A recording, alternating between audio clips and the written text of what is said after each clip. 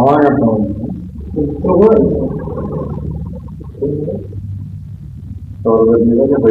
नहीं, मैं पहले शुरू करता हूँ। आज जो देश रखे हुए क्यों रखे, क्या कहना है? बिस्मिल्लाहिर्रहमानिर्रहीम, अस्सलाम वालेकुम रहमतुल्लाहि व बरकातहू। होप आप लोगों को मेरा सलाम करना और मेरा बिस्मिल्लाह से शुरू करना ना पसंद ना गुजरा हो, क्योंकि आजकल लोगों को अल्हम्दुलिल्लाह बिस्मिल्लाह इंशाअल्लाह माशाअल्लाह सुन के बहुत बुरा लगा है। आज ये प्रेस कॉन्फ्रेंस का जो मौजू है, जो आप लोगों को यहाँ पर बुलाया गया है, मैं एक वीडियो से, एक सीसीटीवी फुटेज से जो है ये प्रेस कॉन्फ्रेंस शुरू करना चाहूँगा, जहाँ पे 2 तारीख को चौथे महीने अप्रैल की रात में 7:30 बजे से लेकर 9:30 बजे के बीच में मैं मुख्तलिफ जो सीसीटीवी कैमरे में था, उसमें से एक सीसीटीवी फुटेज में पहले आप लोगों को बताना चाहूँगा। इसको मैं आप लोगों को जाते हुए बताना।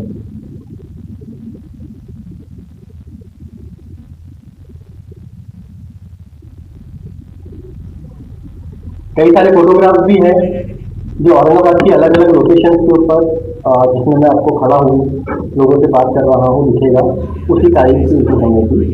और ये आप लोगों को बताने का रीज़न भी यही है कि 2 दिन पहले मैंने एक वीडियो देखा जिसमें नौखंडा कॉलेज में जो झगड़ा हुआ है, वहाँ के जो फरियादी है, जो किराएदार है, वो ये कहते हुए दिख रहे हैं कि नदीम पाशा भी उस झगड़े में इन्वॉल्व था। नदीम पाशा को हमने हमारी आंखों से देखा, वो चिल्ला रहा था, मारो, चला दो, ये कर दो, वो कर दो। तो मैं ये कहना चाह रहा हूँ कि अगर उन किराएदारों ने मुझे नौखंडा कॉलेज में देखा है और आज जब मैं आपके सामने एक सीसीटीवी फुटेज प्रेजेंट कर रहा हूँ जिसमें आप लोगों को मैं दिख रहा हूँ, तो झूठ कौन बोल रहा है? सीसीटीवी फुटेज उस तारीख का, उस समय का, या वो फरियादी जो एफआईआर के टाइम पे मेरा नाम तो नहीं लेते हैं, मगर उसके 3 दिन के बाद ये जरूर कहते हैं कि नदीम हमारे महल्ले का बच्चा था, उसने हमारे बच्चों को क्यों मारा। वो ये बताते हैं कि वो मुझे पहचानते हैं क्योंकि वो मेरे घर से पानी भी भरते हैं और उनको मेरा नाम 3 दिन के बाद याद आता है। तो मैं आज आपको इसकी सच्चाई बताता हूँ कि इसकी सच्चाई क्या है।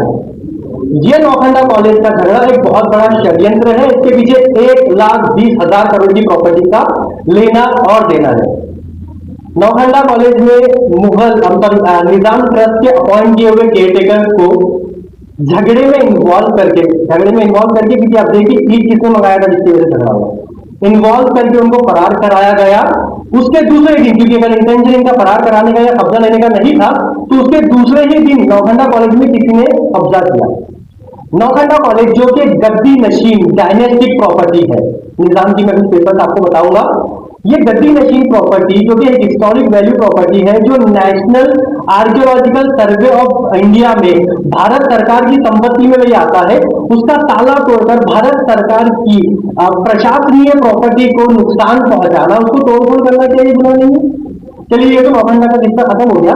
जब मैंने आपको बताया कि मेरे पास कोई आया, उसने मुझे ये कहा कि आप हमें अपनी सैलरी वापस दीजिए, और जब मेरी सैलरी वापस नहीं देता हूं तो मुझे धमकाया जाता है कि आपकी अगर सैलरी हमें वापस नहीं देंगे तो नौखंडा कॉलेज के झगड़े में आपका भी नाम लिया जाएगा, एफआईआर में आपका भी नाम लिया जाएगा, और वो 2 दिन बाद होता है।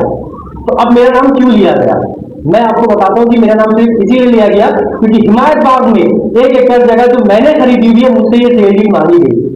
इन्होंने ये बहुत ही खतरनाक तरीके से ये षड्यंत्र रचा था कि मुझसे ये सैलरी वापस मांगी जाए, नहीं तो मेरा नाम भी एफआईआर में डाला जाए, नहीं तो मुझे भी फरार कराया जाए, और मेरी जो जमीन है वहां पर, जो मेरा पोजीशन है, जो मेरा शेयर है, उसमें भी ये कब्जा करने की तैयारी में थे, जैसे इन्होंने नौखंडा में किया है।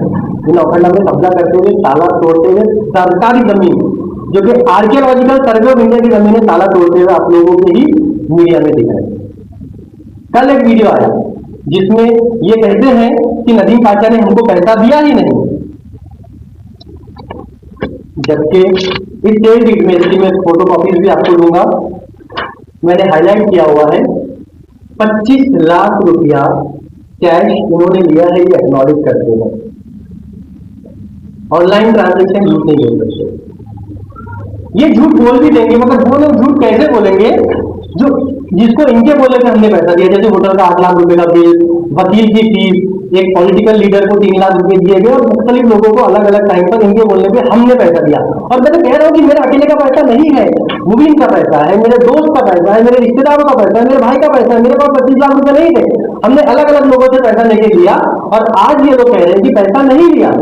हमारे एक दोस्त जो है जिसका नाम फैयाज झा है, ये फैयाज झा का रात में वहां पर बैठ के बोलते हैं कि दिलशाद जहां ने फ्री में जमीन देने की बात कही थी, तो फिर यहाँ पे ये सेल डीड में पैसों का इन्वॉल्वमेंट कैसे आता है? तो इसका भी मैं क्लैरिफिकेशन आपको देना चाहूंगा कि ये कंफ्यूज कर रहे हैं। दिलशाद जहां ने 3 अलग अलग वादे किए। पहला, पैसों के बदले 1 एकड़ जमीन जिसके मालिक मैं और मुबीन होते हैं।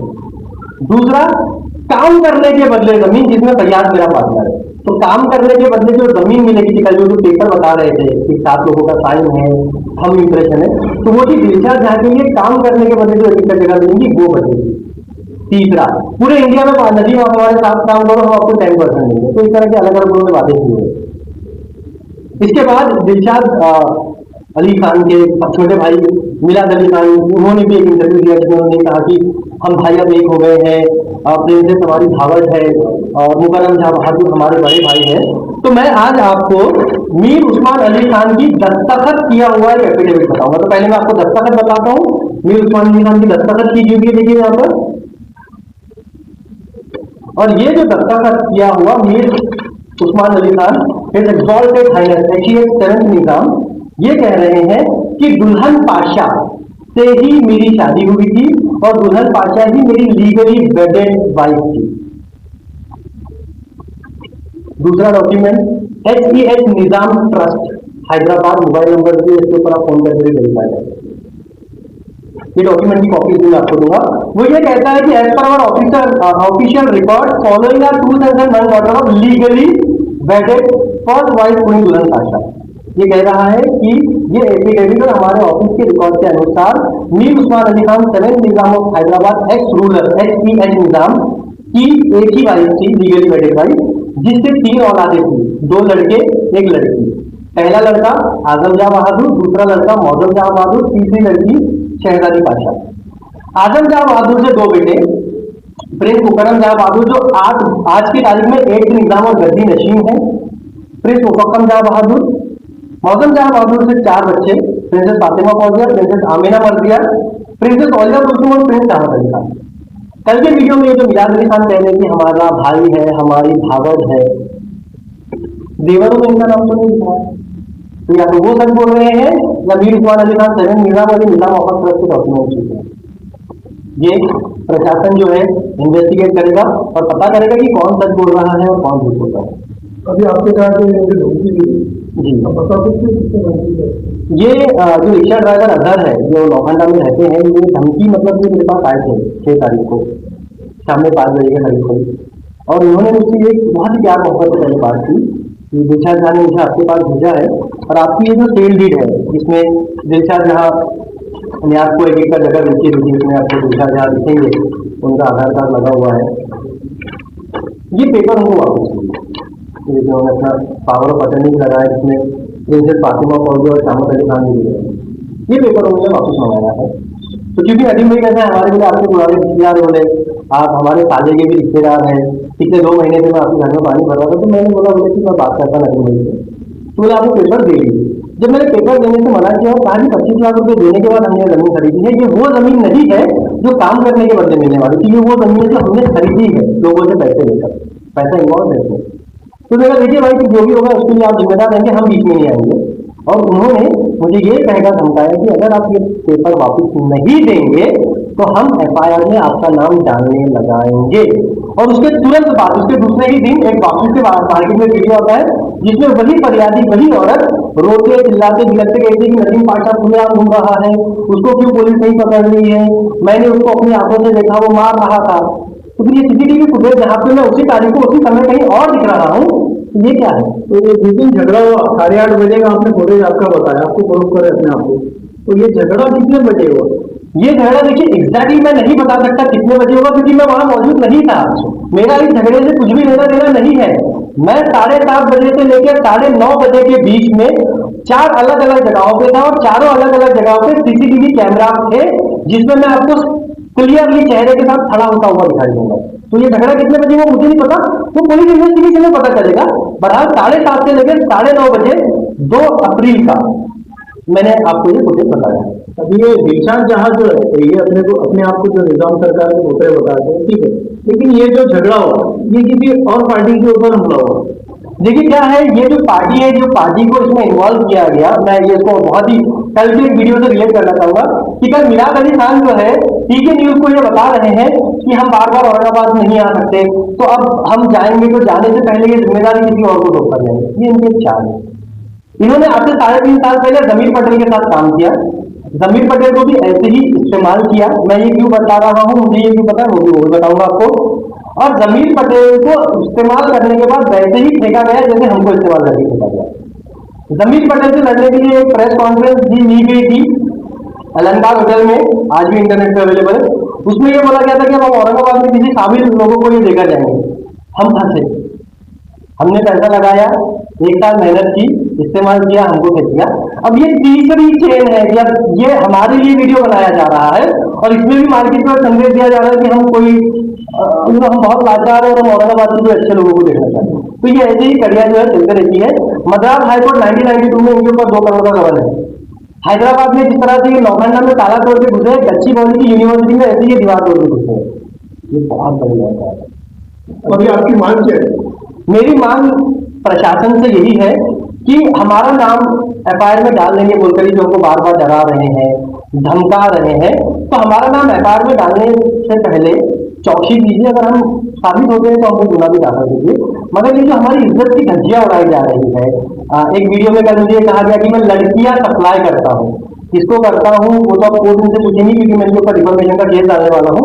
और मुझे इससे फर्क नहीं पड़ता, मैं आपके चैनल के माध्यम से इनको बताना चाहूँगी कि इंडिया को, महाराष्ट्र को और औरंगाबाद को ये पता है कि नदी पाटा क्या काम करता है। तो लड़कियां सप्लाई करने से मेरी इज्जत घटेगी जरूर, मगर उसके लिए खामियाजा इनको भुगतना पड़ेगा। मैं कोर्ट में इनके ऊपर डिफॉर्मेशन का केस डालने वाला हूँ। और रही बात फैयाज झा की, जो ये कह रहे कि उनका दोस्त हूँ, उनके पीठ में संजय गोपाल, और उन्होंने ये भी कहा कि मैंने ही उनको दिशा झा से मिलाया था। तो दिशा झा से मैंने ही मिलाया था ना भाई। और दिशा झा की असलियत पता चलने के बाद जब मैं दिशा झा को छोड़कर चला गया, तो तुम अभी तक दिशा झा के पास क्या कर रहे? लालची कौन? तो पीठ में संजय किसने भोंका? तो अभी एक लास्ट क्वेश्चन ये है मेरा, जो झगड़ा है ये है दिलशाद जहां जमीर पटेल लोगों का क्या मैटर है, जैसा आपने प्रूव करके ये तो देखिए पुलिस इन्वेस्टिगेशन में सारी चीजें आपको पता चल जाएगी। थर्ड पार्टी के ऊपर जो हमला हो, थर्ड पार्टी ये किराए की शक्ल में रह रहे फिलहाल वहां पर वक्फ की प्रॉपर्टी पे, तो ये इनका क्या मैटर था?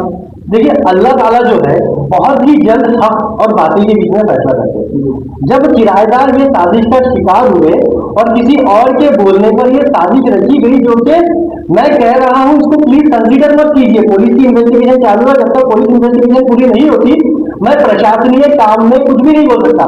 मगर जब ये लोगों के नाम ले लेकर पुलिस की जो कार्रवाई, जो इन्वेस्टिगेशन जो चल रही है, उसको जो गुमराह कर रहे हैं, मैं उसलिए ये बोल रहा हूं कि ये सिर्फ इस्तेमाल हुए हैं क्योंकि किराएदार को झगड़े में इन्वॉल्व करके जमीर पटेल को वहां से फरार करना और उसके दूसरे दिन नौखंडा पैलेस में घुस के कब्जा करना, ये सारे सीक्वेंस आप लोगों ने ही कैप्चर किए अपने वीडियो में। मतलब ये यार साफ साफ आपका बोलना ये है कि दिलशाद जहां ने ये लोगों को मोहरा बनाकर इनको इस्तेमाल किया। ये पुलिस इन्वेस्टिगेशन में आपको पता चलेगा। मैं पुलिस इन्वेस्टिगेशन में अपना कोई भी स्टेटमेंट देकर इस इन्वेस्टिगेशन को कहीं और लीड नहीं कर सकता। कहीं और लीड वो कर रहे हैं हम लोगों का नाम लेकर, मैं कहीं और कोई इन्वेस्टिगेशन में पता चलेगा। मगर सीक्वेंस देखिए, अगर गरीबों का मसीहा है तो 1 साल पहले हमसे 25 लाख रुपए लेके जो हमको जगह बेची थी वो हमारे नाम पे कर दो, हम भी तो गरीब हैं। और जैसे मैंने आपसे अल्लाह ताला की बात कही कि हक और बातिल, भाई 1 हफ्ते पहले ही माननीय सर्वोच्च न्यायालय Delhi, supreme court of India का एक फैसला आया है कि किराएदार ही रहता। 1 हफ्ता पहले जाएंगे झगड़े के बाद किराएदार जी सर। जब आपने सर वो 25 लाख रुपए दिए जी, उस टाइम में आपको पता नहीं था कि ये दिलशाद जहां जो है? देखिए कल भी मैंने अपने वीडियो में कहा था और आज भी मैं आप लोगों के सामने कह रहा हूँ कि ये दिलशाद जहां उर्फ दिलशाद अली खान, दिलशाद जिस तरह के नाम से इसको हैदराबाद में जानते, ये मेरे रिश्तेदार है, ये मेरे साली के ससुर है, इनका बेटा मोटा मैशा जिसको कहते हैं मेरा तालू है। हमको नहीं पता था ये लोग फ्रॉड है। इन्होंने हमारे पैर पड़े, पैर लिटरली पैर पड़े, इमोशनल ब्लैकमेल किया हमको कि प्लीज हमारा काम कर दो। औरंगाबाद में जमीर पटेल ने हमारे 5 करोड़ खा लिया। पता नहीं अल्लाह ताला ने शायद हमको जरिया बनाया है किसी मदद का, ये सोचकर हम इनके बीच में आए, हमने इनका काम किया। इनको औरंगाबाद में जो आज लोग सपोर्ट कर रहे हैं, इनसे मिलाने वाले हम भी हैं और ये वो लोग सुन रहे हैं तो ये जानते हैं। पर जब मुझे इनकी असलियत पता चली, जब मुझे इनकी मंशा पता चली, तो आज मेरे मोबाइल में मैं आपको एक चैट दिखाऊंगा वीडियो खत्म करने से पहले, जिसका मैंने दिलशाद झा को लास्ट टाइम जो लिखा था और उसके बाद मैंने उनको ब्लॉक किया था, और उसके बाद से लेकर मैं आज तक उनके साथ कॉन्टैक्ट में नहीं हूँ। ये देखिए 14/5/2020 को रिचार्ज आप 2 अलग अलग नंबर के ऊपर ब्लॉक किए हुए दिख रहे हैं, ठीक है। आखिरी मैसेज जो मैंने रिचार्ज को लिखा था वो ये था, sir we respect you and wanted to keep the respect as it is. मैं आपकी इज्जत करता हूँ, इज्जत को ऐसे रखना चाहता हूँ। मैं अब आपके साथ आगे काम नहीं कर सकता, आपको जिसके साथ काम करना है कर लीजिए। फरियाद जान है और हमारे जो कल मुझे रिजल्ट किया बचपन के बहुत ही अजीज और करीबी दोस्त ने रिजल्ट ज्यादा साथ चुना, मुझे उसमें कोई अफसोस नहीं है। आप एक डेमोक्रेटिक इंडिपेंडेंट देखते रहे, जिसको जिसके साथ काम करना है वो कर सकता है। मैंने उनको नहीं चुना क्योंकि मुझे उनकी मंशा समझ में आ गई थी। और जब हम हैदराबाद गए थे तो हैदराबाद के ये जो ट्रस्ट के जो लोग हैं, जिसका जिक्र खुद रिचार्ज अपनी वीडियो में कर रहे हैं कि मैंने मना करने पर भी मैंने अब्दुल हमीद को क्यों आया किया, हम मुकरम जाके स्पेशल पावर ऑफ अटर्नी से मिले, ये सब लोगों ने हमको बताया कि भाई ये फ्रॉड है। और ये लोग इनसे सिर्फ इसलिए डरते हैं क्योंकि इनसे बोलना मतलब अपनी इज्जत दांव पे लगाना। मैंने अपना मुंह बोला और आप लोगों ने देख लिया, वीडियो में भी मेरा नाम आ गया, एफआईआर में मेरा नाम आने की बात हो रही है। और ये लोग कल मुझे ये बोल रहे थे कि मैं लड़की की सप्लायर हूँ। तो मैं आप लोगों के चैनल के माध्यम से सिर्फ यही कहना चाहूंगा कि जिसकी जैसी सोच वो ऐसी बात करें।